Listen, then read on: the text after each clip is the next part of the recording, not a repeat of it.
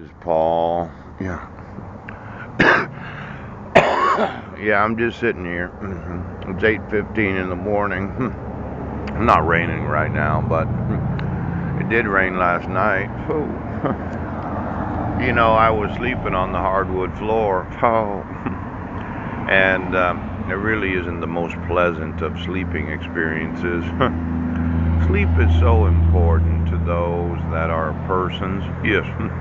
In fact, I think that most all of the animal kingdom. Oh, look at that! Somebody just took a picture. Ooch, ooch, ooch.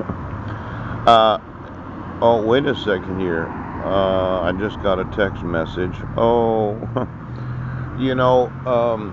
I'm almost out of data. Good to see you this morning, Pooch. And I'm a little concerned because I don't think I've used the amount of data that they say I have. Pooch. These Trump phones? Yeah. The Obama phones? Yes, yes. The welfare phones that a lot of people on welfare have. When you shortchange a person that's homeless, that's really, really bad. Oh, it's one thing to steal from those that can afford it. It's another thing to steal from those that can't. Now, I know you're sitting there in your office and you're thinking, he's a homeless man. He can't do anything.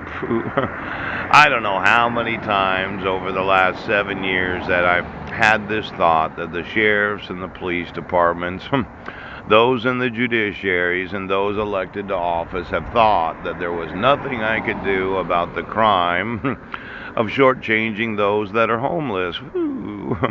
Did we go through welfare already? Yes. Why don't we get the applications for these welfare phones that are subsidized by the federal government? It was about 6 months ago when they had a homeless shelter in Clallam County. Yes. And I thought somebody was maybe doing a little programming through the food stamp fuck. Pooch! Why don't you just get me the welfare cards? Call J.P. Morgan Chase and maybe ask Jamie Dimon if he knows anything about the hair lip. Poop! Now, I know, okay.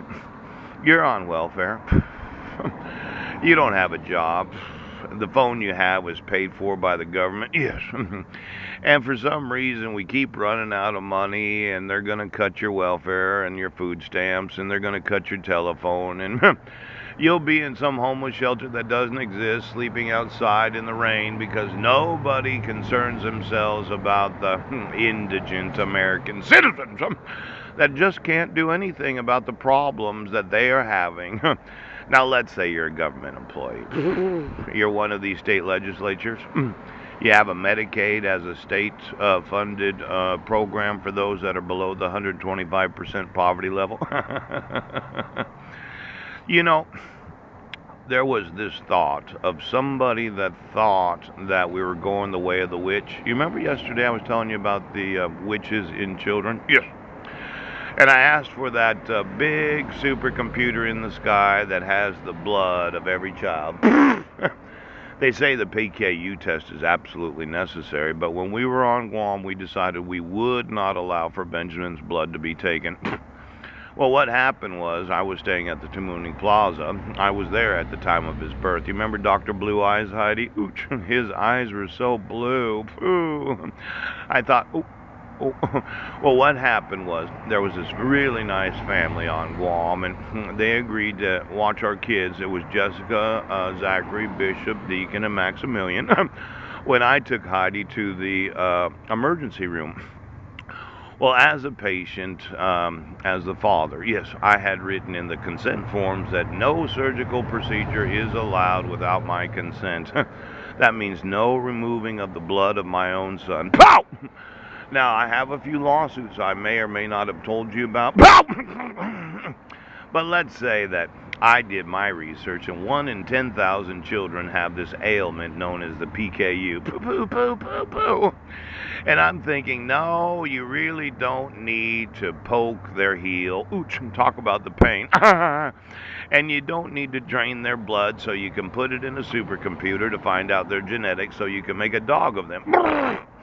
Now, I was upset when I got there. In fact, I called the doctor, and Heidi said, well, he threatened to call CPS on us if we didn't do the test.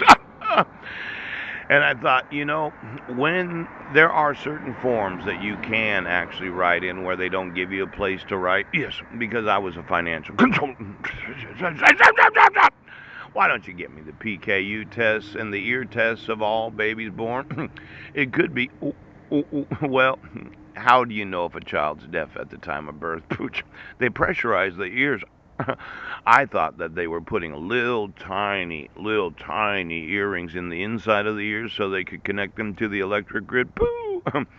But I know. Just give me all the birth certificates this morning, and then every parent on welfare at the time of birth, and all the births that were paid for by welfare.